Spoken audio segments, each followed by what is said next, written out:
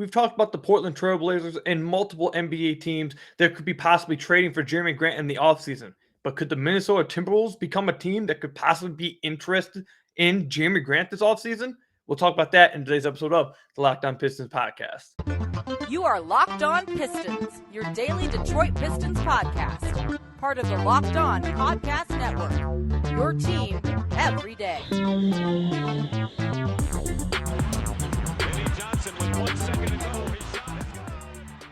What's the deal? Welcome back to another episode of the Locked On Pistons podcast. Today's episode is brought to you by PrizePicks. Check out PrizePicks.com and use promo code NBA or go to your app store and download the app today. PrizePicks is daily fantasy made easy.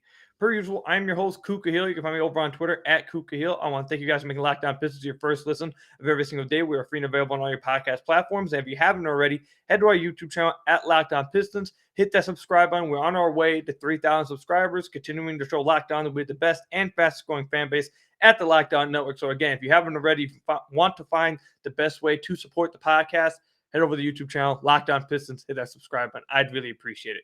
So we've talked about Jeremy Grant being traded to multiple different teams. Obviously, I think we've all come to the conclusion that the Portland Trail Blazers at this moment in time, now things can obviously change, but at this moment, the Portland Trail Blazers seem to be the front runners for Jeremy Grant in the offseason. Jeremy Grant, we've talked about it, it's close with Damian Lillard.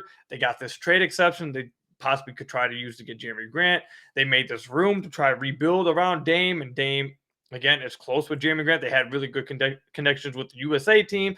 Dame was one of the big reasons why Jeremy was on the USA team. Like, it's been rumored for a long time that Portland's trying to go after Jeremy Grant eventually in this offseason. However, one of you guys tweeted at me a potential trade that I actually did not find too terrible. I thought it was actually a pretty decent trade. And I didn't know about this rumor that had apparently come across NBA News, but now I am aware of it. The Portland Trail Blazers, the Minnesota Timberwolves will be interested in trading their point guard D'Angelo Russell this offseason after he struggled in their first-round matchup against the Memphis Grizzlies, in which they lost in 6 games. So the trade that was posed to me by one of you guys, I forget who it was, but it was D'Angelo Russell and Jaden McDaniels and a first-round pick for Kelly Olynyk and Jeremy Grant. Would I do this trade? 100%. I'd do this trade. Now, I don't know why Minnesota would do this trade, but I would do this trade. I really like Jaden McDaniels. We'll talk a little bit about him. Obviously, you're getting a first-round pick, which I think is major. And I'm a fan of D'Angelo Russell. So that trade in of itself that one of you guys sent to me, I would do that trade. But now let's separate that trade and just look at it from take a step back a little bit. Would the Pistons or should the Pistons be interested in D'Angelo Russell? Yes, I think the Pistons would be interested in D'Angelo Russell. This is why. Or Jaden McDaniels, if you want to try to go after D'Angelo Russell and get Jaden McDaniels and possibly a pick or something like that with a trade that, like you guys suggested, go after them. I really like Jaden McDaniels. So let me talk about Jaden McDaniels real quick first.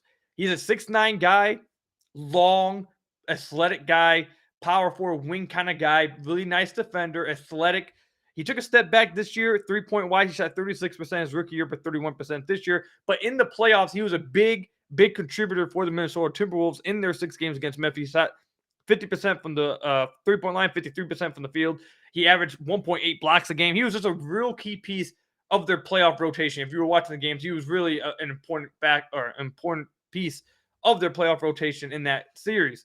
So I really like Jaden McDaniels. I think Jaden McDaniels could be, like we've been talking about in the podcast the last few weeks, with Hamidou Diallo and Frank Jackson, we might want to cycle those guys out with someone else. Well, I think Jaden McDaniels would be a good guy to cycle him in with. Right now, he's going to be getting paid $2.1 million. He has a team option that the Pistons would need to pick up, or the Timberwolves have to pick up to trade him.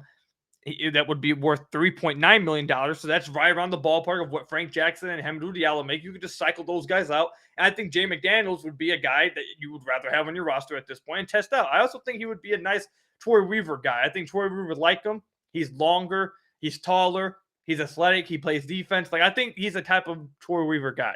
So I think Troy Weaver would really like Jaden McDaniels. But let me talk about why I like D'Angelo Russell and why I think the Detroit Pistons should go after or should possibly be interested. Maybe not just go all out after him, but I think they should be interested in D'Angelo Russell. Now, this past season, he took a step back shooting-wise. He shot 34% from deep, but it was on 8 attempts. The previous 3 seasons, though, He shot 37%, 37%, and 39% from deep on 7 to 8 attempts, 9.6 attempts, and 7.4 attempts from deep. So he took a little bit of a step back this year, but before this year, the last 3 seasons, he was a really knockdown shooter on a high volume. So I think that's really good to have. And we've talked about this a few times in the podcast that the Pistons need to figure out what kind of team they want to build around Cade. And if they want to have a ball handler type next to him, a guy who can also have the ball in their hands and score the ball, which it seems like that's what they want because they've been linked to Jalen Brunson. They've been linked to Colin Sexton. So it seems like that's what they want. D'Angelo Russell fits that archetype perfectly as well, except he's a better playmaker than both of those guys. Now, he's probably a worse defender than Jalen Brunson. Jalen Brunson at least tries. You guys can correct me if I'm wrong, but Jalen Brunson tries a little bit harder, I'd say, than D'Angelo Russell. D'Angelo Russell and Colin Sexton, I'd say, were both of the same par defensively. But D'Angelo Russell's a much better playmaker than both those guys. He's a better passer. He has better vision. And then let me read you some of his – I'm looking at a synergy chart right now. This dude – now, while he's not the most efficient scorer out there, the dude can score the ball. He can absolutely score the ball. He can put the ball in the hoop. He hits tough shots. As a pick-and-roll ball handler, he was in the 73rd percentile. Very good, according to Synergy. In isolation, he was in the 83rd percentile, which is rating of excellent. Off handoffs, he was in the 92nd percentile. Excellent. So this is a dude who is capable of going to get his own shot. He's capable of hitting tough shots. He's able to shoot the ball from deep, shoot the ball from mid-range. He has a really nice floater game. Where is it right here? Yeah, on all runners this past season, he shot 70. He was in the 70th percentile, which is very good, according to Synergy. Around the basket, he was in the 74th percentile, including non-post-ups. 74th percentile, which is very good. This dude can flat out just put the ball in the basket. And again, like I said, he has better playmaking chops and will actively look to get a guy an open shot or hit a nice lob to a guy or dump off. Like, he's looking for those kind of things. He has really good vision. So defensively, he's taking a step back, but that's the kind of build that it seems like the Pistons are wanting to put next to Cade. And another reason why I'd be interested in D'Angelo Russell is he fits that archetype, and he's only on a contract for 1 more year. He's getting paid $31 million and is in an expiring contract.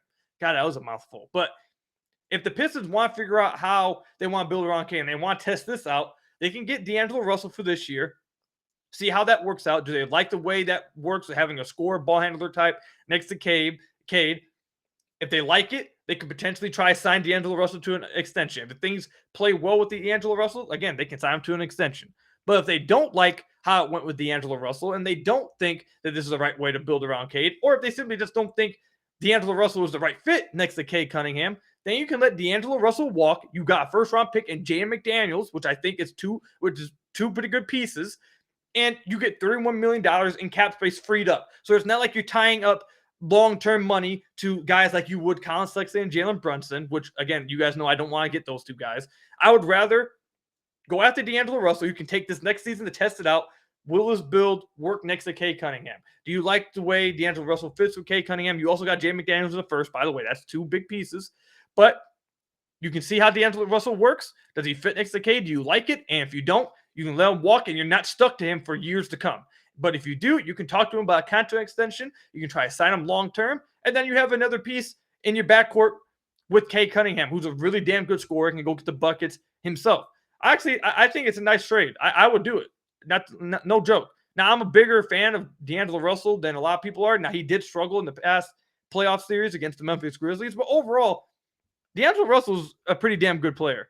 I know people, he's kind of fallen out of love with a lot of people because he's not that efficient of a scorer. You can miss me with that. He can score the ball. He can put the ball in the bucket. Outside this past year when he took a step back from long range of 34%, he's been an excellent shooter over the past 3 years on high volume. He's capable of hitting tough shots. He's a clutch player. Again, he struggled this past series against the Grizzlies, but if the Timberwolves are willing to give him up and they like Jeremy Grant to piece with Anthony Edwards and Karl Anthony Towns moving forward as a guy who can play defense and can play that, third role offensively, if they like that, I think this would be a perfect trade for the Pistons. I think they could take a swing on a guy that could potentially be a long-term piece without having to commit long-term money. You can basically take this year as a test route. And if it does work out, sign him to an extension. If it doesn't, you could possibly trade him at the trade deadline as an expiring, or you could just let him go after this year and you still have $31 million to work with in free agency. I think it's a win-win. I'd do it. Let me know what you guys think about it in the comment section down below. I'm a fan of it. Whichever one of you guys suggested this trade, I really like this trade. You guys are probably getting killed by some people because people don't really like D'Angelo Russell, but I really like it. I think this would be a win trade for the Pistons. When we come back, we'll talk about Killian Hayes. You guys know on the podcast we've talked quite a few podcasts actually. We've mentioned that we want Killian Hayes to work with Cade's trainer Ashton, but did we get some news that potentially says that he's just not interested in doing that? And what does that mean? We'll talk about that in today's episode of the podcast coming up. But first, I had to tell you guys about one of our sponsors, PrizePicks. All right, NBA fans, are you looking for a daily fantasy option for the NBA? Then you need to try their award-winning app, PrizePicks. PrizePicks is daily fantasy made easy. I know you love. I love this, and we know that you will too. You pick 2 to 5 players and an over/under on their projections, and you can win up to 10 times on any entry. And it's just you versus the projected numbers. Entries can be made in 60 seconds or less. It's just that easy. PrizePicks is safe and it offers fast withdrawals. Use the award-winning app on both the App Store and Google Play. PrizePicks offers any prop you can think of, from points scored, rebounds, and even steals. PrizePicks allows mixed sports entries as well. So like during the football season, I'd always take the under on Jared Goff's passing yards, but the over on Cade Cunningham's points. You can do stuff like that. It's not just NBA and the NFL. You can do college football, MLB, soccer, MMA, and more. And for a limited time, PrizePicks has an exclusive no-brainer of an offer for all of our users. Users get $50 for free if a player in your first PrizePicks entry scores a singular point, but you must use code NBA. That's right, this is an exclusive offer available to Locked On fans. Sign up today and use code NBA, $50 for free if a player in your first PrizePicks entry scores a singular point. PrizePicks is daily fantasy made easy. Then let me tell you about another one of our sponsors, AG1. Now, I started taking athletic greens because I wanted to feel a little bit healthier. I want to have better gut health. I want to have more energy, all those things. I didn't want to take all kinds of pills, vitamins, I wanted a supplement that actually tastes great. Now, I've been on it for a few weeks now, and I absolutely love it. It doesn't taste like it's super healthy. It has kind of a mild tropical taste I actually look forward to eating each morning. So, what is this stuff, you're probably wondering? With one delicious scoop of AG1, you're absorbing 75 high-quality vitamins, minerals, and whole food source superfoods, probiotics, and adaptogens to help you start your day right. This special blend of ingredients includes supports your gut health, your nervous system, your immune system, your energy, recovery, focus, and aging. All of these type of things. It's lifestyle friendly, whether you eat keto, vegan, dairy-free, or gluten-free. Contains less than 1 gram of sugar, no GMOs, no nasty chemicals or artificial anything, while still tasting good. It supports better sleep quality and recovery, supports mental clarity and alertness. It's the one thing with the best things. Athletic Greens uses the best of the best products based on the latest science with constant product iterations and third-party testing. It costs you less than $3 a day. You're investing in your health, and it's cheaper than your daily cold brew habit. It's cheaper than getting all the different supplements yourself. You're investing in an all-in-one nutritional insurance. Athletic Greens has over 7,000 5-star reviews, recommended by professional athletes and trusted by leading health experts such as Tim Ferriss. And right now, it's time to reclaim your health and arm your immune system with convenient daily nutrition. It's just one scoop and a cup of water every single day. That's it. No need for a million different pills and supplements to look out for your health. And to make it easy, Athletic Greens is going to give you a free 1-year supply of immune-supporting vitamin D and 5 free travel packs with your first purchase. All you have to do is visit athleticgreens.com/NBA Network. Again, that is athleticgreens.com/NBA Network to take ownership over your health and pick up the ultimate daily nutritional insurance. So I'd like to thank you guys for making Locked On Pistons your first listen of every single day. We're free and available on all your podcast platforms. If you haven't already, head to the YouTube channel, hit that Locked On Pistons, subscribe over there. I'd really appreciate it. Again, it's the best way to support the podcast, continuing to show Locked On the way the best and fastest growing fan base at the Locked On Network. So again, head to the YouTube channel at Locked On Pistons, hit that subscribe button. I'd really appreciate it. So on the podcast, we've mentioned it a few times. I have something in my eye that's really bugging me over the past few minutes. I can't get it out. Anyways, we've talked about on the podcast quite a few times that, I think it was a few months ago in like January or so, I believe, that Ashton, the trainer that's become famous in the Pistons community because he's Cade's cousin / his trainer, and he's been very active in the Pistons community on Twitter. He said something like, I see it in Killian Hayes. I really want to get my hands on Killian Hayes this offseason, want to work with him, blah, blah, blah. And ever since then, me and all the Pistons community has been like, oh, Ashton, you're working with Killian. Is Killian going to come with you guys to some of these pro runs? Is he working with you guys? Blah, blah, all this stuff. We've been bugging about it. Well, Today, Ashton tweeted out that the Pistons are working, basically is what he said. And he mentioned that they were just at a run yesterday. And he also said that next month he will be posting little clips from these runs, from these little workouts that are happening on his Instagram for all the Pistons fans to see, what the Pistons players are included, obviously, in the clips. And this obviously caused me to tweet at him and be like, listen, you need to tell me, man, is Killian working out with you guys? Are you getting your hands on Killian? Are you training with him? Is he, are you getting to work with him? And one of you guys showed me a tweet underneath that apparently Ashton said yesterday that Killian has not hit him up. So no, he is not working with him this offseason. And in the Pistons community, everyone was upset. Everyone was mad. I said GG's is what it is. Like, everyone was sad because everyone wants Killian to be working with Ashton, the trainer. Everyone loves Ashton. So is this a bad thing? How should Pistons fans feel about this? Because a lot of people actually were pretty disappointed on Twitter when I saw this. So is this a big deal? Listen, man, I want Killian to work with Ashton, but it's not a big deal at all, guys. It's literally not a big deal at all. One, this does not mean, I've already seen a few people say it. It's not many people. I've seen few people say it. This does not mean Killian does not want to put in the work. It does not mean he doesn't care about training basketball. Listen, Killian probably has his own trainers that he wants to work with. He's probably went back overseas to France to work with his trainers. He may even be in Detroit still, and the GM in the front office, Troy Weaver, Dwayne Casey, they may have a different type of trainer or a different type of workout or plan that they want him going by, and may not include Ashton. Like, Ashton is not the only trainer out there. He's a good trainer. He's Cade's guy. Obviously, he's been great in the community. He listens to all the podcasts. He might be listening to this one right here. He's very fun. He's a very good guy, and he's part of Cade's group that is really trying to bring life to Detroit. So we all love him. We all respect him, all that stuff.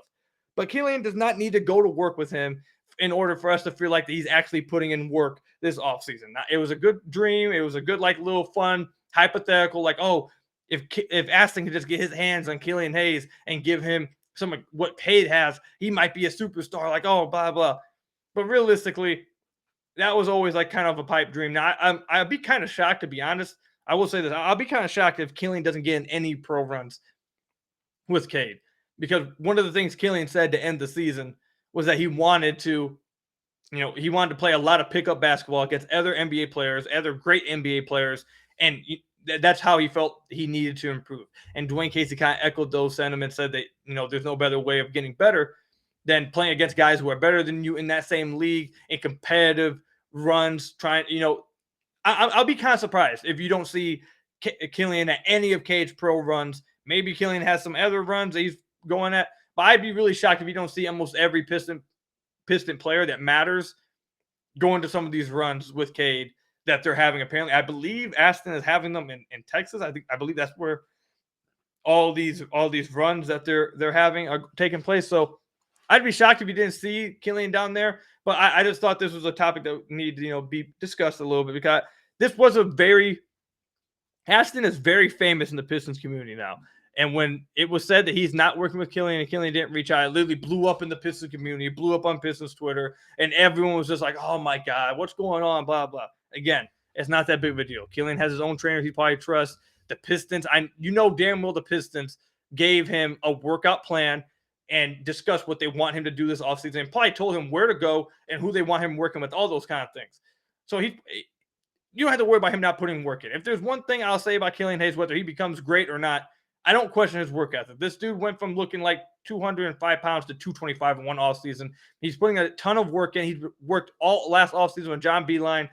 We had that confirmed by him, John Beilein, and Dwayne Casey. I'm not worried about it. It's not that big of a deal, guys. It really isn't. I'm sure it would have been a lot of fun. It would have been cool for all of us if they actually did work together and Killian went to work with Ashton and Cade. It would have been cool. But it's not that big of a deal. I don't really care for it. It's seriously not that big of a deal.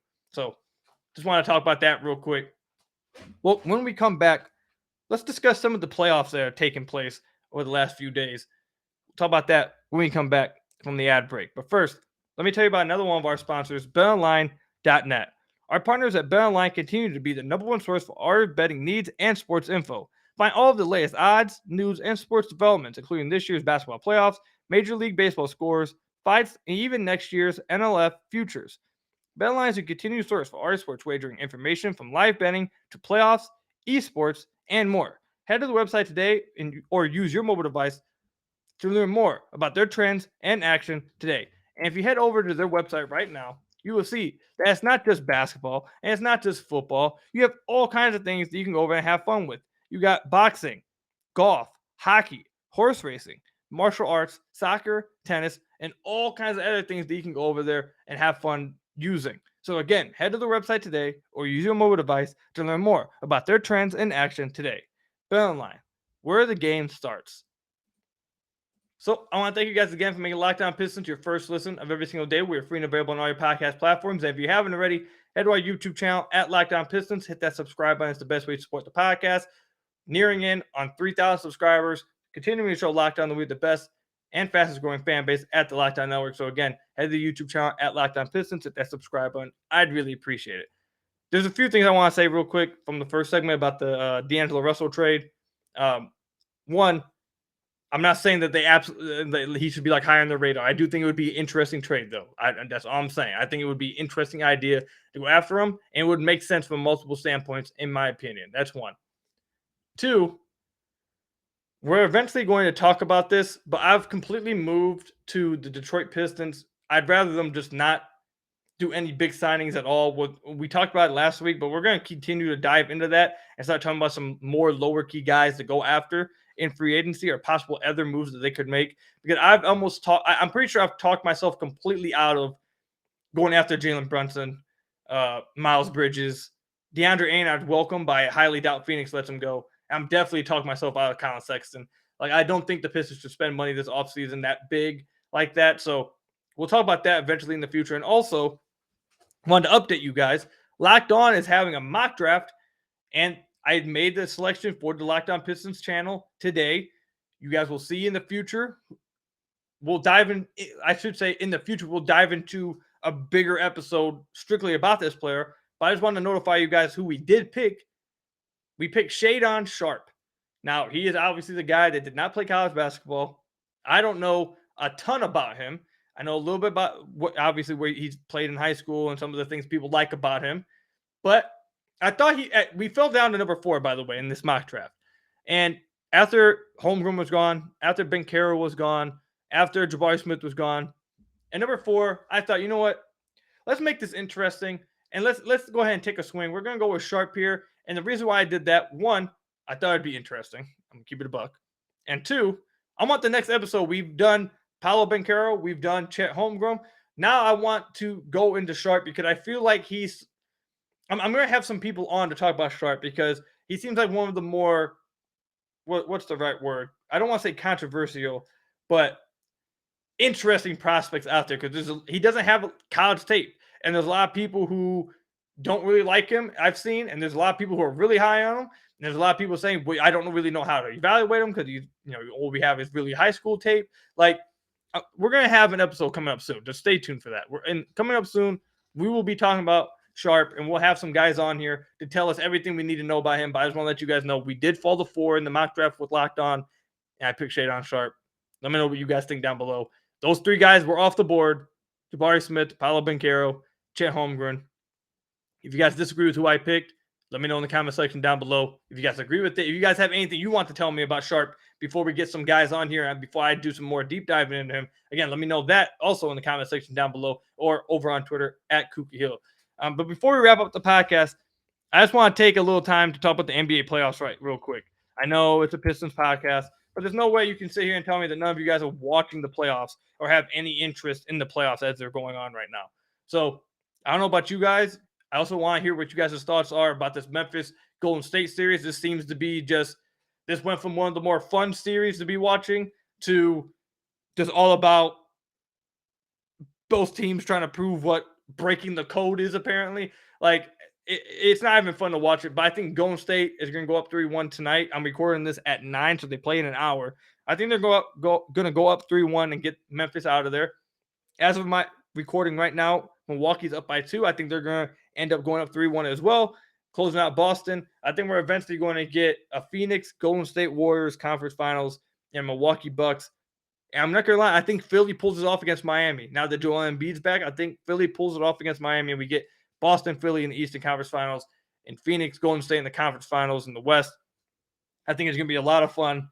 And again, I've said this multiple times already, but I think these playoffs should serve as a notice to Pistons fans that the Pistons have a window over the next few years, over the next 10 years, I feel like, over the next 5 to 7 years, is because the NBA has more parity now than I feel like it ever has.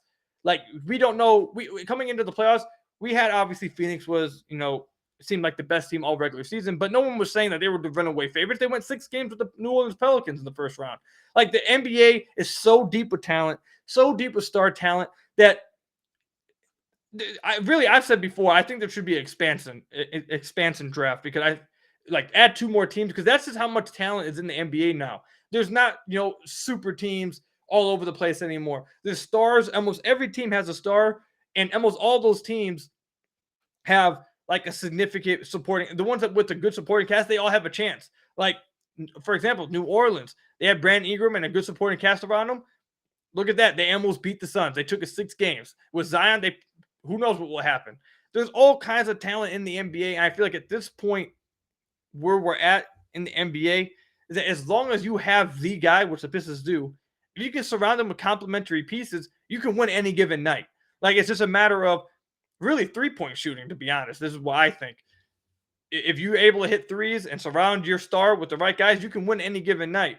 And my overall point is, it's just there's no clear favorites anymore. Like, I feel like the last 2 years, there hasn't been like a clear odds-on favorite that everyone just thinks, oh, it's about to blow through everybody. I think Brooklyn was that at one point, but I think people were always stupid for thinking that. They suck at defense. They don't play it. It's not going to happen. And Kyrie Irving hasn't had a great playoff run since he was carried by LeBron James. So I think the Pistons should be looking at this as like, look, the NBA is wide open.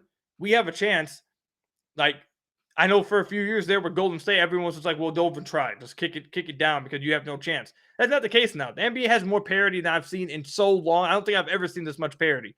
So I think the Pistons will have a window for like the next 5 to 7 years to try to build something and become a legitimate contender in the East and be serious out there without having to make a super team. They won't need to have a super team with like 3 superstars. I don't think you have to do that anymore. I think the NBA is changing back into more spread out talent and just building a good team around them, a la what Dallas is doing. And a la, like I said, with the Pelicans, Miami doesn't have multiple superstars. Philly has Joel Embiid, James Harden. I don't think is a superstar anymore. They just surround them with some guys. Memphis, John Morant, surround him with some guys. Golden State obviously has their multiple stars, but Giannis, he doesn't have Chris Middleton right now, but he is built around a lot of good guys. Like, I just feel like the talent's so deep. You don't need a super team anymore to compete. I think that should mean great things for the Pistons, make Pistons fans feel really good looking into the future. But that's all I've got for you guys today. Let me know what you guys think about the trade we discussed at the beginning and whether the Pistons should be interested in D'Angelo Russell if he is indeed, according to Marc Stein, made available this offseason. Let me know in the comment section down below or over on Twitter at Kuka Hill. I want to thank you guys for making Locked On Pistons your first listen of every single day. We are free and available on all your podcast platforms. And if you haven't already, make sure you make Locked On NBA your second listen of every single day. From the first jump ball of the play-in tournament to the last possession of the finals, Locked On experts take you deep inside the playoffs with insight and analysis affecting all 30 teams. And until the next one, I'll see you guys later. Enjoy the playoffs. Have fun out there. Stay safe. Catch you guys in the next one.